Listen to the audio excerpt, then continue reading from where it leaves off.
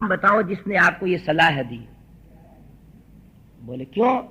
बोले उस व्यक्ति को पकड़ करके मैं पांव से उसके पांव दबा करके उसके सिर को यूं ही उखाड़ करके समुद्र में डाल दूंगा, जो तुम्हारे लंका को नष्ट करना चाहता है। महाराज, जिस राम ने मेरे को बाण मारा बचपन में और मैं 400 कोस आकर के गिरा, उन राम से नहीं लड़ सकोगे, जाओ अपनी लंका। और चला गया रावण। पहुंचा था और बैठा जाकर के, मेरी नाक कटी सो कटी, अब अपने नाक बचाओ तुम, अब अपनी नाक। ओ शूर्पणखा जलती हुई उल्का के समान आकाश से आकर के रावण के महल में गिरी कि मेरी नाक कटी सो कटी, अब अपनी नाक बचाओ तुम, या तो राम से युद्ध करो, नहीं नकटा नाम धराओ तुम। अरे तुझे विचार नहीं होता? अकंपन ने कह दिया, फिर भी अपने जीव तेरे को प्यारे लग रहे हैं, इसलिए आज डरपोक गीदड़ बना हुआ लंका में घुस गया। धिक्कार है तेरे बल को और धिक्कार है तेरी वीरता को। वीर वो होते हैं जो अपने पक्ष के एक ही प्राणी की हत्या सुनकर के दौड़ पड़ते हैं लड़ने के लिए। ततशूर्पणखा दृष्ट्वा सहस्राणि चतुर्दश हतान्यकेन रामेण रक्षसां भीम कर्मणाम। 14,000 राक्षसों के वध की बात सुना करके रावण को यहां बैठे रहने की प्रमाद की ज्ञान करा करके, त्वं तो लुब्ध है प्रमत्तश्च पराधीनश्च राक्षस विषये स्वे समुत्पन्नम यद भयम नाव बुद्ध से। महाराज, हमेशा राज नहीं मिलता है। तुम खाली पड़े हो, खा रहे हो, पी रहे हो, तुम्हें मालूम नहीं वीर कितने पैदा हो गए हैं, तुम अब नष्ट होने वाले हो। तब रावण ने कहा कि बहिन, जिसकी वीरता त्रिलोकी ने देखी है उसको ऐसा अपमानित मत कर, अभी जाता हूं मैं। इतने में बोलती ना, जाने में लाभ नहीं है आपको। तो रावण बुद्धिमान भी था। उसने कहा ये बता कि तेरे नाक और कान कैसे काटे उनने। अब यहां झूठ बोलती है वो। क्या कहने लगी? सोचा कि सही कहूं कि झूठ कहूं, आखिर झूठ ही बोल गई कि उनके एक पत्नी है जानकी नाम की, उसको मैं आपके लिए ला रही थी, इसलिए मेरे कान नाक काटती। और देखो महाराज, आप जाकर के उन जानकी को देख लो, फिर मैं नहीं, आप स्वयं लाने के लिए तैयारी करोगे। और मैं जहां तक समझता हूं, जिस पुरुष से जानकी बोलती हैं, जिसकी तरफ अपने दिव्य नेत्रों से देखती हैं, वो बलशाली हो जाते हैं, वो कृतार्थ हो जाते हैं। अगर उन जानकी को राम से अलग कर दोगे तो राम बिना मारे ही मर जाएंगे। और बात सही भी है उसकी कि भगवती जानकी के वियोग में राम थोड़े रह सकते हैं। अब तो राक्षस राज रावण उसी समय फिर मारीच के पास गए। मारीच ने देख करके कहा, सुलभा पुरुषः राजन सततम प्रियवादिनः, अप्रियस्य च पथ्यस्य वक्ता श्रोता च दुर्लभः। मंत्री की बात कही उसने कि राजा, हां में हां मिलाने वाले मंत्री बहुत मिलेंगे, पर जो बात हमारे लिए हितकारी है वो कटु होती है, उसको सुनने वाले और कहने वाले दोनों नहीं मिलते हैं। राजाओं में क्या होता है, जी हुजूरी ज्यादा मिलते हैं।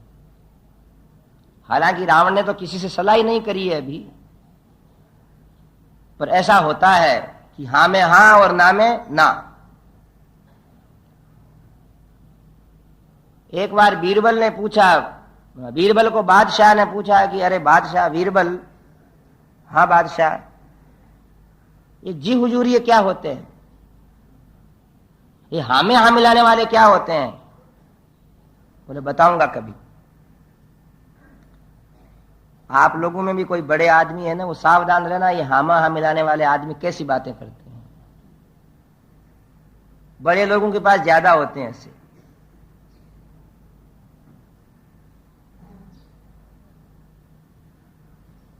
तो एक दिन क्या हुआ बादशाह को घुमाने ले गए, घुमाने। घूम फिर के वापिस आए तो रसोया से कह दिया था कि आज बिनताक का साग कर लेना, बैंगन का साग। और बैंगन का साग किया, बहुत सुंदर बना। बादशाह ने बहुत सारा बैंगन का साग खा लिया। और जीवने के बाद आदमी भोजन की बड़ाई करता, आज तो आनंद आ गया।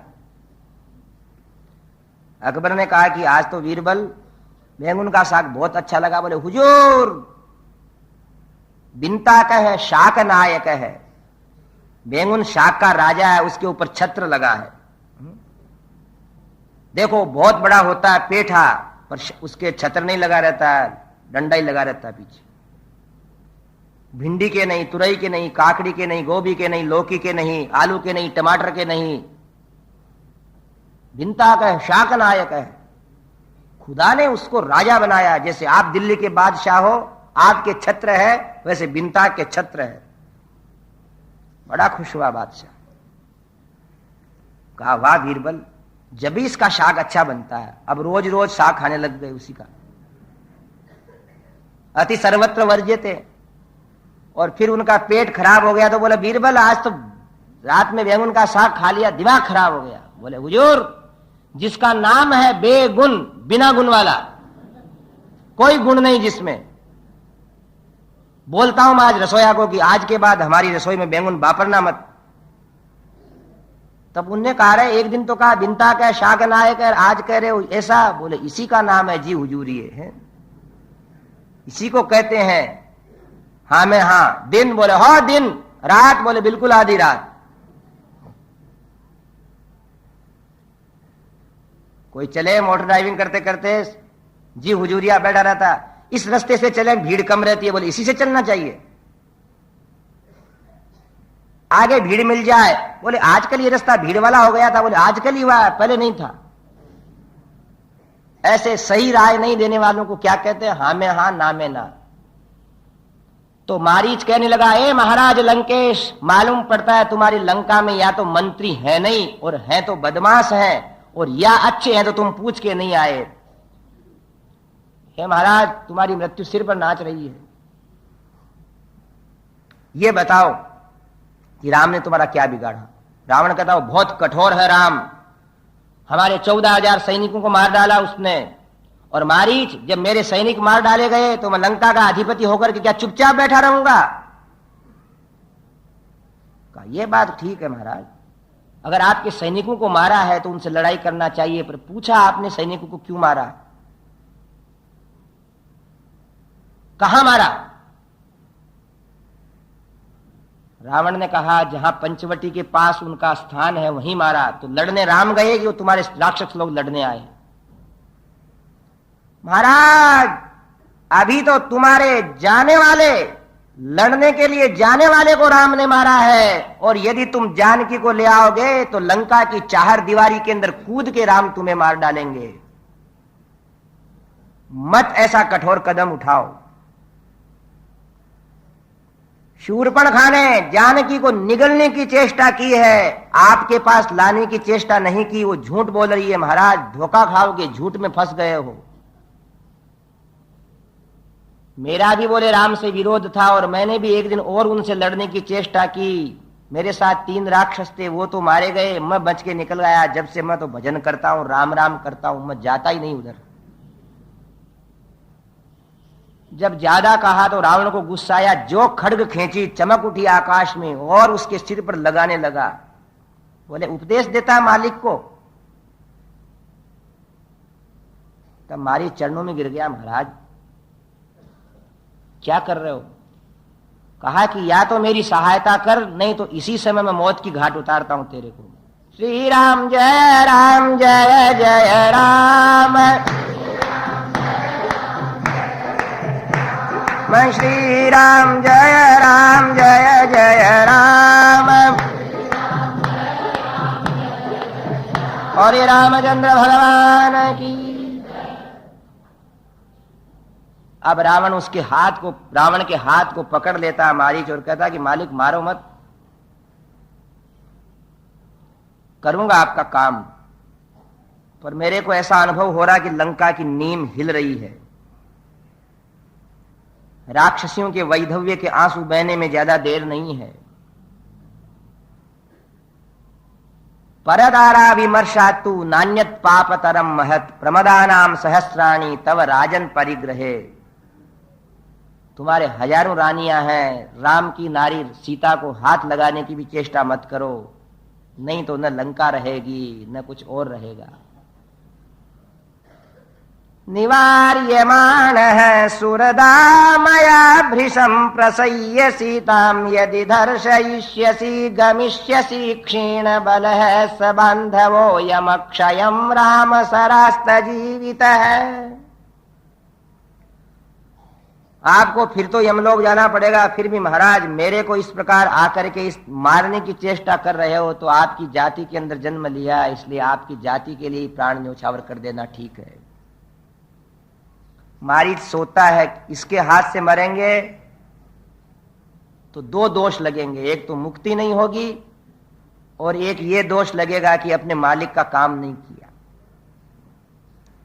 और राम के हाथ से मरेंगे तो एक तो उनके दर्शन करेंगे,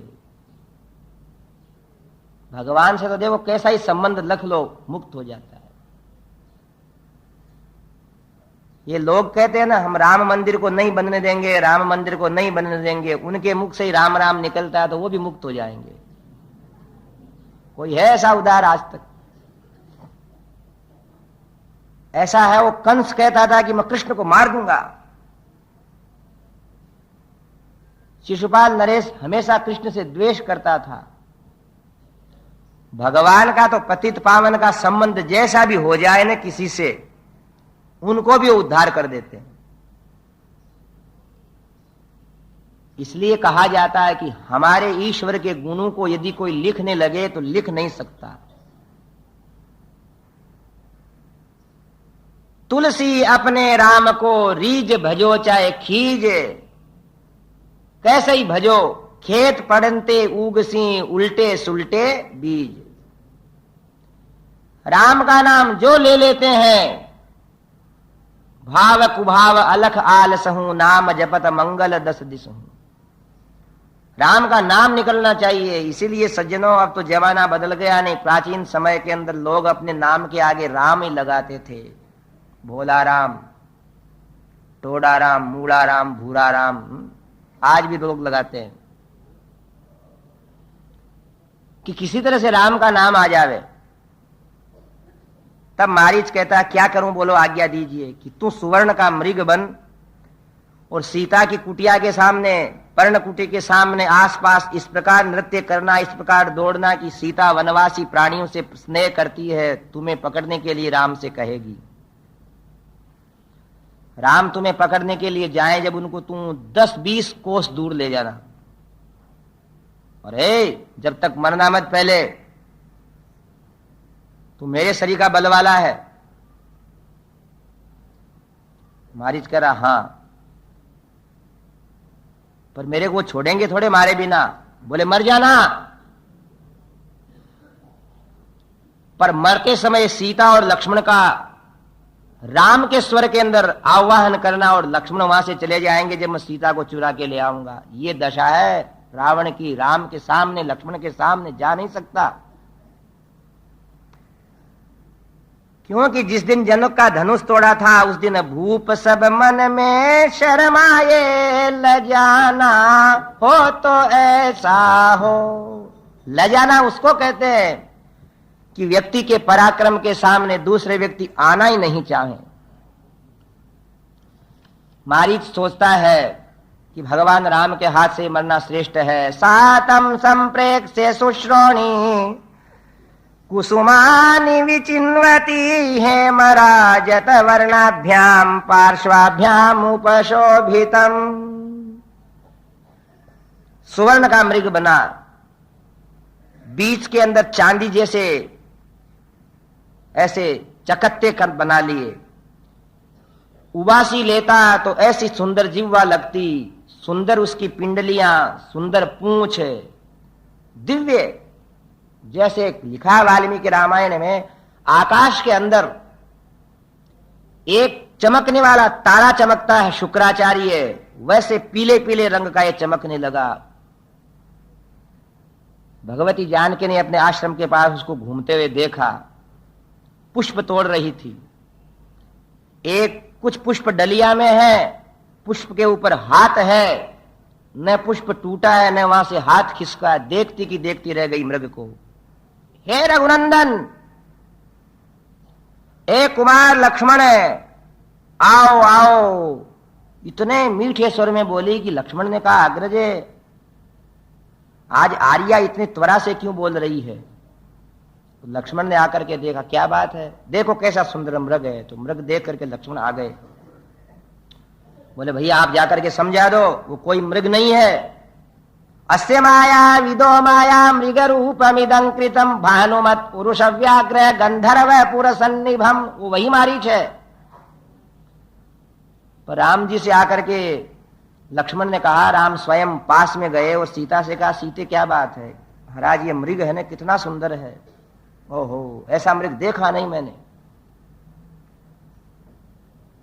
अपने को 1 वर्ष ही और बीतने में रह गया है, आप इस मृग को पकड़ करके लाओ तो अयोध्या के अंदर हम जब जाएंगे तो इसको देखने के लिए अयोध्या के सारे नगर निवासी आएंगे,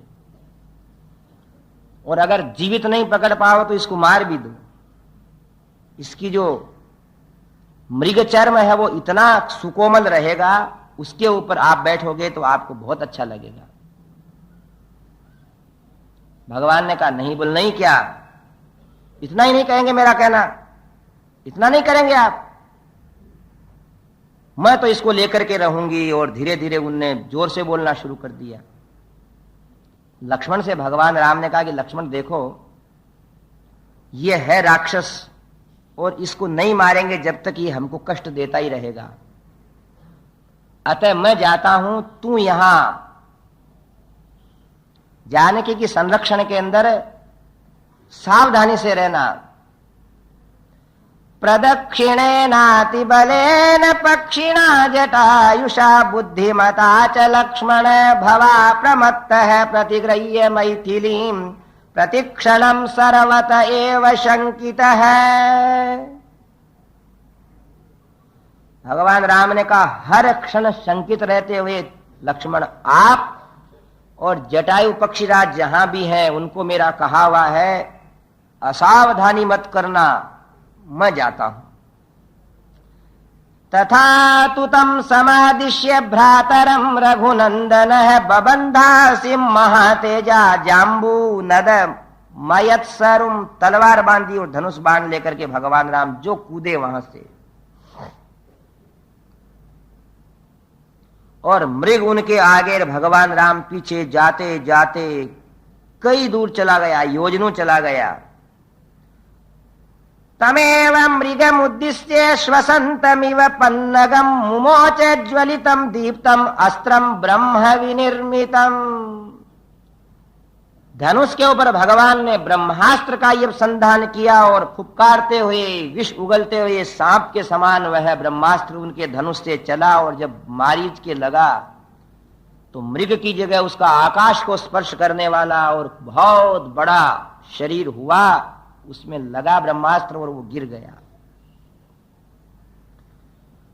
सप्राप्त कालमाज्ञाय चकार च ततस्वनम सदृशम राघवस्य हासीते लक्ष्मणेति च। और मरते मरते अपने मालिक की बात याद करके हा सीते और हा लक्ष्मण पुकारा। बहुत दुख हुआ भगवान राम को, पर यही नरलीला है कि एक पलक में नहीं आ सकते थे क्या पंचवटी, पर वैसे ही आएंगे जैसे एक सामान्य व्यक्ति चल करके आता है। जान करके थोड़ी देर बैठ गए कि सुस्ता लूं, थोड़ी देर फिर चलूंगा, दुखी होकर के। आर्तस्वरम तु तम भरतुर विज्ञाय सदृशम वने उवाच लक्ष्मणम सीता गच्छ जानीहि राघवम। सीता विराजमान है द्वार के बाहर, लक्ष्मण विराजमान है, सुन रहे हैं। सीता उनकी ओर देखने लगी। सीता क्या सोचती है कि सीता और लक्ष्मण शब्द राम जी का आया है तो लक्ष्मण मेरे से पहले बोलेगा कि मैं जाता हूं। लक्ष्मण बोले नहीं तो नारी सुलभ चंचलता प्रकट करते हुए उनको रोष आ गया जानकी को। जाको प्रभु दारुण दुख देहि, ताकि बुद्धि पहले हर ले। अरे एक बैठा है, और लक्ष्मण ने सोचा कि जिनके मुख से अमृत जैसे वचन निकलते हैं वो आज मेरे से कह रही कि अरे बैठा है अभी तक। तमुवाच ततस्त्रत्र क्षुभिता जनकात्मजा, सौमित्रे मित्र रूपेण भ्रातुस्त्वमसि शत्रुवत। अरे सुमित्रा नंदन, जब राम जी विपत्ति में पड़ करके सीता और लक्ष्मण कह करके पुकार रहे हैं और तेरी गर्दन भी ऊंची नहीं हुई अभी तक, तो हमारा मित्र के रूप में रहने वाला भरत के द्वारा नियुक्त किया हुआ परम शत्रु है।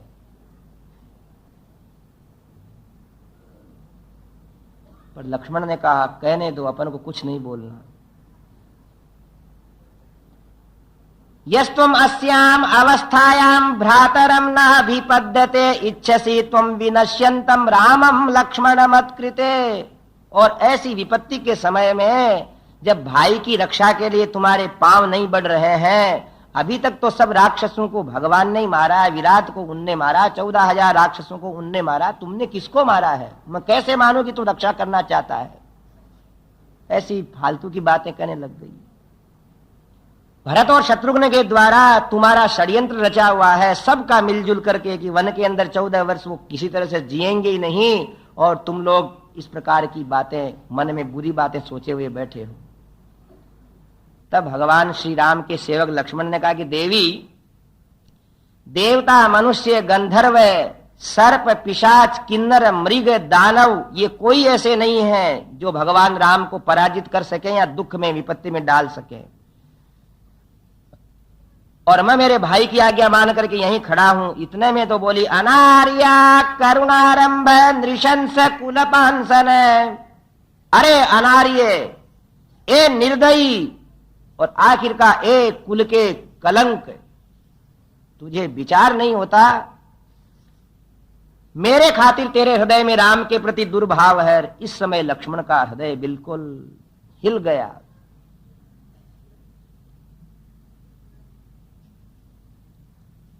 अगर ऐसा न बोलती तो लक्ष्मण जैसे महावीर भाई की बात टाल करके जाते क्यों?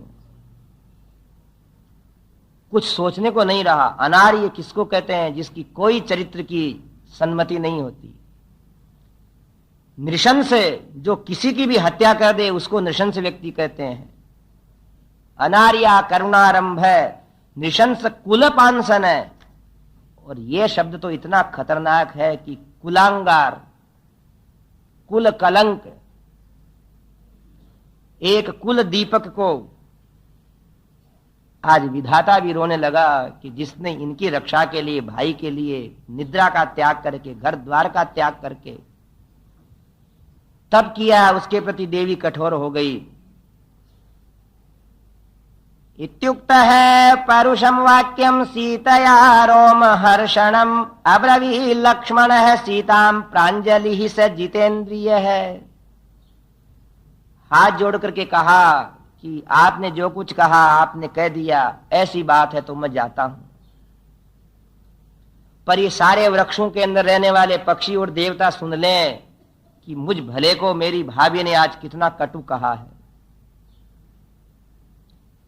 जैसा हम सुनते आए हैं कि नारी कब कुछ भी कह दे, वो बात आज आपने हे आर्य सिद्ध कर दी। ये लो मैं जाता हूं। और यहां एक ऐसा शब्द भी आया, धिक्त्वाम अद्य विनश्यन्तिम यन्माम एवं विशंकसे न्यायवादी यथा वाक्यम उक्तो हम परुषम त्वया। भाई चंदन से भी कोई ज्यादा घर्षण करता है तो आग उत्पन्न हो जाती है। लक्ष्मण ने कहा मालूम पड़ता है देवी तुम्हारा समय ठीक नहीं है। अन्य रामायणों में तो लिखा है कि उनने, लक्ष्मण ने एक रेखा खींच दी, कार लगा दी। पर यहां तो इतना ही आया है कि तुम्हारी देवता लोग रक्षा करें, मैं ये चला। तब जानकी ये जरूर कहती है कि मेरी रक्षा ही है, मेरे को कोई नहीं छुएगा, मैं आग में प्रवेश कर जाऊंगी, मेरे कोई हाथ नहीं लगा सकता। और महर्षि आदि कवि के इसी वाक्य से लोग निर्णय लेते हैं, ये कल्पना निकालते हैं कि वास्तविक सीता तो आग में चली गई और ये मायावी सीता है। ऐसा यहां ऐसा निकालते हैं लोग, बाकी महर्षि स्पष्ट रूप में कुछ नहीं कहते। भगवान के पास लक्ष्मण जा रहे हैं, बहुत दूर गए लक्ष्मण, सीधे सीधे जा रहे हैं, धीरे धीरे जा रहे हैं। जब लक्ष्मण बहुत दूर चले गए तब रावण अपने रथ से उतरा साधु का वेश बना करके। जब से बस साधु लोग ही कलंकित हो गए कि भाई इन सन्यासियों पे विश्वास नहीं करना, न जाने कौन है ये, प्रच्छन्न है। तया परुष मुक्तस्तु कुपितो राघवानुज सविकांक्षन भृशम रामम प्रतस्ते न चिरादिव। दंडकारण्य वन के अंदर पंचवटी के आश्रम के अंदर सन्यासी बनकर के आए। भिक्षा पात्र पास में था तो देवी जानकी उनको भिक्षा देने लगी। उस समय अप्रतिम भगवती के रूप को देख करके वो पूछता है कि तुम हो किसकी बेटी, तुम्हारे पांव जमीन पे टिके इसलिए मालूम पड़ता है कि तुम देवी तो नहीं हो तो कोई मानवी। और जब भगवती जानकी ने अपने सुमधुर शब्दों से अपना परिचय दिया कि मैं जनक नंदिनी हूं, दशरथ के पुत्र की वधू हूं, मेरे पति अभी अभी वन में गए हैं, वो बहुत सारी वस्तुएं लाएंगे, आपको तब जिमाएंगे हम, आप थोड़ी देर विराजो। इतना कहा और इतने के अंदर तो उसने एक जोर से रावण ने ताली बजाई और सारे पेड़ कांपने लगे, दिशाएं डरने लगी, पशु पक्षी अपना गर्दन वहीं टिका करके श्वास लेना बंद कर देते हैं। और वैदेही देखती है कि एक बड़ा विकराल स्वरूप वाला राक्षस सामने है, काले रंग का है, बलशाली दिख रहा है। कहा कि जानकी मैं वो राक्षस राज रावण हूं, शूर्पणखा का भाई। तुम्हारे पति ने हम राक्षसों के वंश को नष्ट करके तुम्हारे लिए जिंदगी के अंदर दुख के बीज बोए हैं। यूं कह करके जानकी का हरण करके रथ पे बैठा करके ले चले। लक्ष्मण रेखा की बातें जहां आती हैं वहां उलांघ करके भिक्षा दी कि उनको अवसर मिल गया। रथ पे बैठा के तेजी से दौड़े दक्षिण की ओर। भगवती जानकी बहुत कहती है कि अरे वीर नहीं है, वीर शूर होता तो इस प्रकार चोरी का आश्रय नहीं लेता। दशास्यो विंशति भुजो बभूव क्षणदाचर है स परिव्राजक छद्म महाकायो विहाय तत। अब तो 10 सिरों और 20 भुजाओं वाला बन गया। जटायु एक पर्वत के शिखर के ऊपर बैठा था। आमंत्रये जनस्थाने कर्णिकारांश्च पुष्पितान् क्षिप्रम रामाय संशध्वं सीताम हरति रावण। पौधों से पक्षियों से जानकी कहने लगी कि रावण मेरे को हरते हुए ले जा रहा है। जटायु को देखते से ही जटायो पश्यमार्य ह्रियमाणाम अनाथवत अनेन राक्षसेन्द्रेण अकुरणम पाप कर्मणाम। जटायु को पुकारा जानकी ने। तम शब्दम अवसुप्तस्तु जटायु रथ शुश्रुवे निरीक्षद रावणम क्षिप्रम वैदेहीं च ददर्श सह। कुछ निद्रा में था, उसने जानकी के शब्द को सुनकर के आंखें खोली और जानकी को रावण के रथ पे देखते से ही दूसरे ही पल रावण के रथ के ऊपर सामने जा बैठा। एक पद भी आकाश मार्ग में रथ आगे नहीं चल सका। भक्तराज था और ऐसी अपने पांव के नखों से उसकी एक एक भुजा करके 20 भुजाएं काट करके नीचे फेंक दी।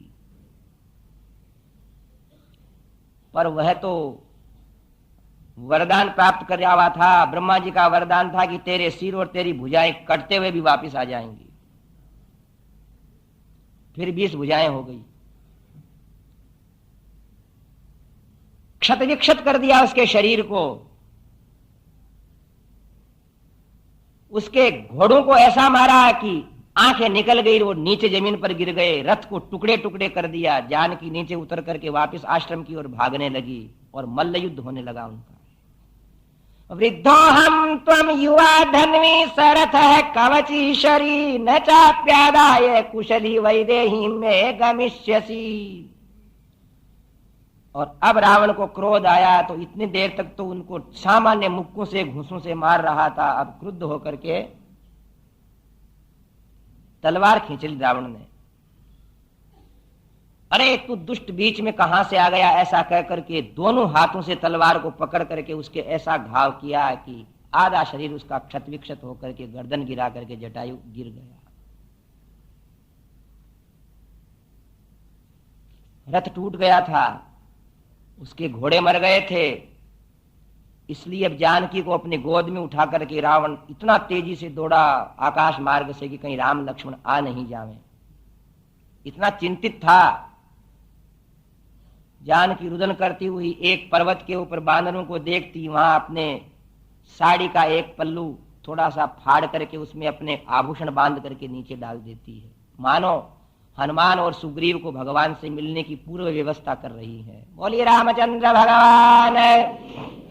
सीता को लंका ले जाया गया, अपना राजप्रासाद दिखाया, जानकी ने उसको बहुत तिरस्कृत किया, आखिर अशोक वाटिका में विराज दिया, पहरा लगा दिया राक्षसियों का कि इनसे कोई मिल नहीं सके।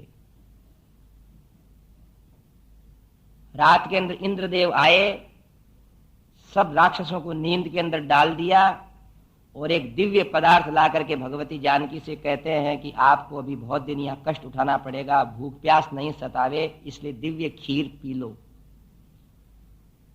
देवताओं का प्रसाद मान करके भगवान राम को भोग लगा करके देवी जानकी वो पी लेती है। इस प्रकार 12 महीने तक उनने भोजन नहीं किया, देवताओं के दिए हुए प्रसाद से वो जीती रही। श्री राम जय जय राम। हम सीताराम जय सीताराम। सीताराम जय सीताराम। हम सीताराम जय सीताराम। हम सीताराम जय सीताराम। और ये रामचंद्र भगवान की। और ऋषि महात्मा मन मन में ऐसा निश्चय कर लेते हैं कि अब रावण के मरने में ज्यादा समय नहीं लगेगा। भगवती अशोक वाटिका के अंदर विराजमान है। इधर लक्ष्मण को जब देखा, स दृष्ट्वा लक्ष्मणं दीनम शून्यम दशरथात्मजः पर्यपृच्छत धर्मात्मा वैदेहीम आगतम विना।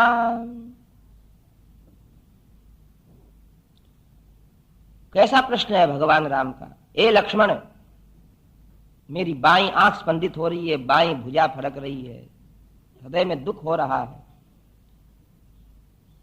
उसको साथ लिए बिना क्यों आए? ऐसा नहीं पूछा कि तुम क्यों आए। और लक्ष्मण के समझ में आई कि भूल तो हो गई अपने से। सीता लक्ष्मण दोनों को शब्द आवाज दी थी, लक्ष्मण अब उस पर्णकुटी में मैं जाऊंगा तो रोज मेरे को द्वार के ऊपर सम्मान करने वाली मधुर वाणी से जानकी बोलती थी, वो मिलेगी नहीं आज। क्वचित जीवति वैदेही प्राणै प्रियतरा मम क्वचित प्रव्राजनम वीर न मे मिथ्या भविष्यति।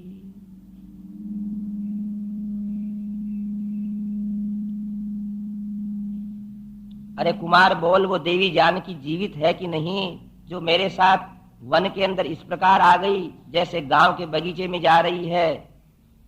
उसको साथ लेकर के मैं 14वें वर्ष को पूरा करके अयोध्या पहुंचूंगा, या मेरा वो भाग्य नहीं है अब?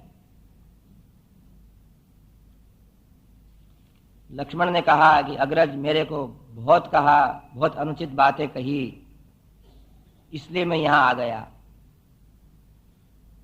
तब भगवान राम कहते, लक्ष्मण तुम मेरे को कुछ भी कहो, किंतु तुम यहां आ गए, ये तुमने अच्छा नहीं किया। सर्वथा त्वपनीतन्ते सीतया यत् प्रचोदितः क्रोधस्य वशमागम्ये ना करो शासनम मम। तुम्हारे को लक्ष्मण अभी क्रोध आने की आदत गई नहीं है। नहीं ते परितुष्यामि त्यक्त्वा यदसि मैथिलीम क्रुद्धाया परुषम श्रुत्वा स्त्रिया यत्त्वमिहागतः। मैं तुम्हारे इस उत्तर से संतुष्ट नहीं हूं कि तुमको जानकी ने क्या क्या कहा। और आज ऐसी बात कहते राम कि स्त्री अगर क्रोध करके कुछ कहे तो लक्ष्मण पुरुष को नाराज होना ही नहीं चाहिए। उन सब की बातों को इसलिए टाल देना चाहिए कि नारियों की बुद्धि इतनी ही होती है। ये फार्मूला है एक। सीता जब कुछ भी कह सकती है तो आज की मानवीय कुछ क्रोध की बातें क्यों नहीं कह सकती। और समझदार आदमी वही है कि इनको तो ऐसे ही आग लगाने की आदत है, बोलो मत, मानो मत। किसी कवि ने भी कहा है, क्रतेतु सत्य युग में रेणुका चंडी। रेणु का नाम किसका था? परशुराम जी की मां का। और वो जमदग्नि की हत्या हो गई तो परशुराम जी की मां रेणुका ने, ए बेटा परशुराम तेरे में बल है कि नहीं, ऐसा कह करके 21 बार छाती कूटी तो 21 बार क्षत्रियों को मारा परशुराम जी ने। त्रेतायाम जानकी चंडी। और त्रेता युग में जानकी ने कोप करके लक्ष्मण जी को ऐसा कह दिया तो देखो कितने राक्षस मरे, कितना क्या क्या हुआ। द्वापरे द्रौपदी चंडी। वो द्रौपदी ने केस खोल दिए कि जिस दिन दुशासन के सीने को चीर करके भीम तू मुझे खून का कटोरा भर के लाके देगा, उस दिन खून से केस धोऊंगी, नहीं तो मेरे केस खुले रहेंगे और तुम्हें अपमान की याद दिलाते रहेंगे। और आखिर कवि कहते हैं, कलौ चंडी गृहे गृहे। कलयुग में बोले ऐसा ही घर के अंदर बवंडर मचाने के लिए एक दो नहीं, घर घर में चंडी गाय है। नाराज मत होना हो, जानकी के साथ तुलना हो रही है, कोई सामान्य नहीं। बात यह है, पुरुषों को समझाने की बात है कि तुम्हारी अगर बुद्धि है तो क्रोध में आई हुई नारियों की बात को 100% डिस्काउंट में फेंक दो, मत मानो।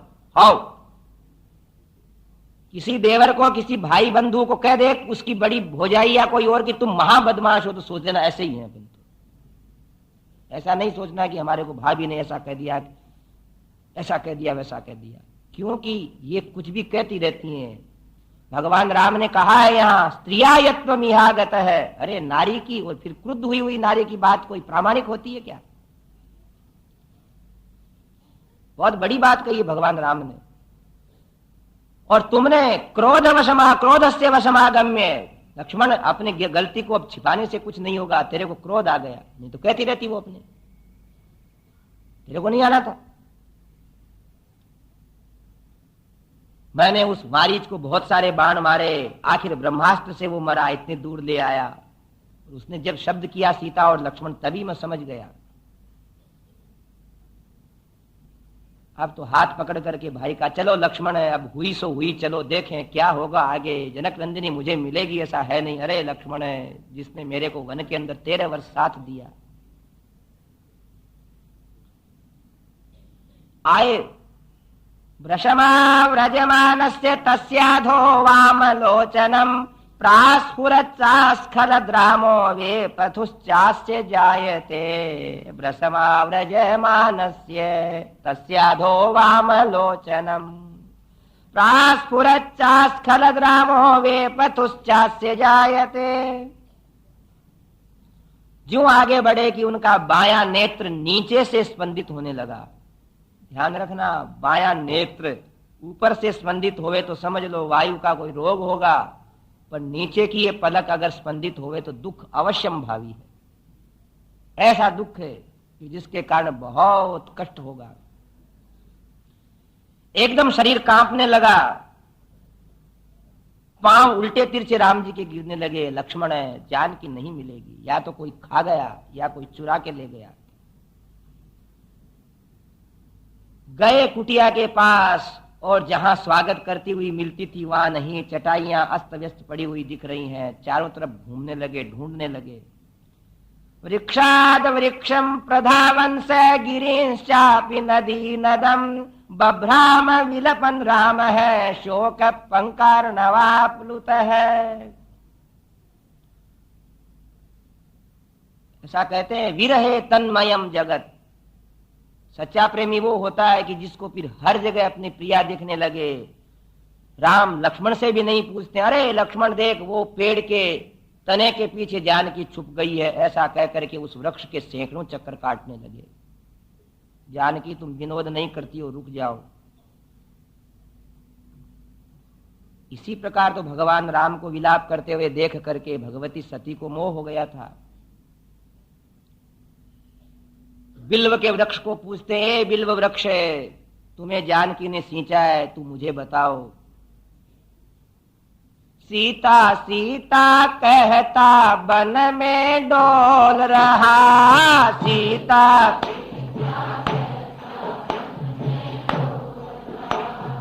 झाड़ी और पहाड़ बीच टंटोल रहा, झाड़ी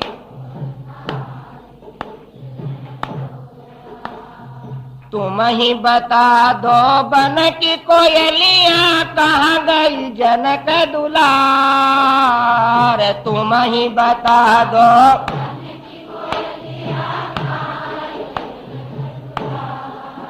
अरे तेरे बिन सीता लागे न जिया है मार, बार बार में सीता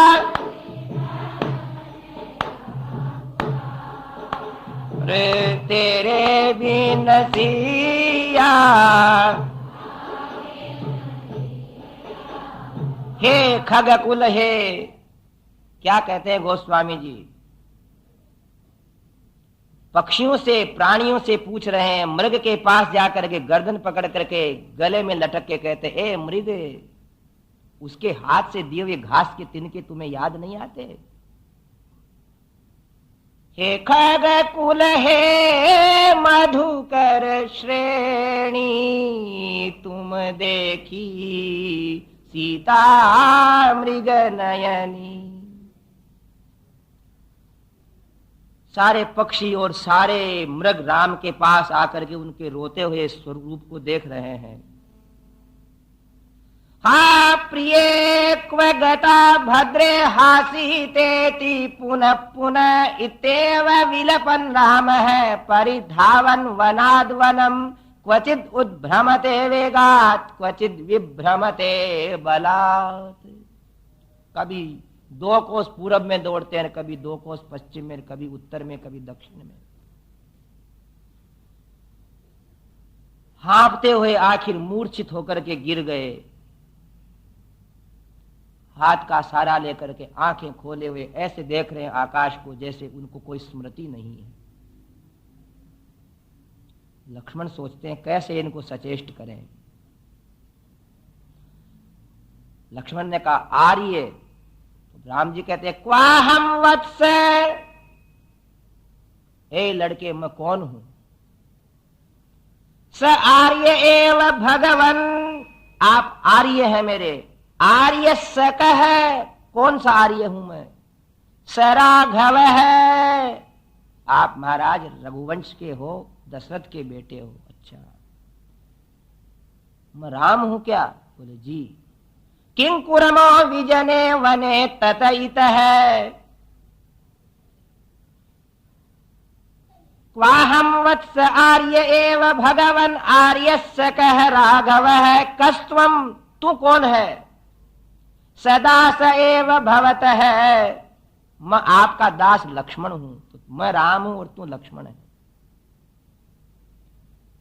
किंकुरमो विजने वने ततइत है, तो भैया हम अयोध्या छोड़ करके यहां क्या कर रहे हैं? और लक्ष्मण रो पड़ा कि अरे बहुत बढ़ गई बात आगे इनके मन में। ये प्रिया को याद करते करते जानकी के शोक में अपनी चैतन्यता को भी खो चुके हैं। और लक्ष्मण विधाता के सामने रोने लगा कि ऐसे प्रेमी की भी प्रिया अगर इनसे दूर की जाती है तो विधाता शायद किसी को आगे भी जीने सुख से देगा नहीं।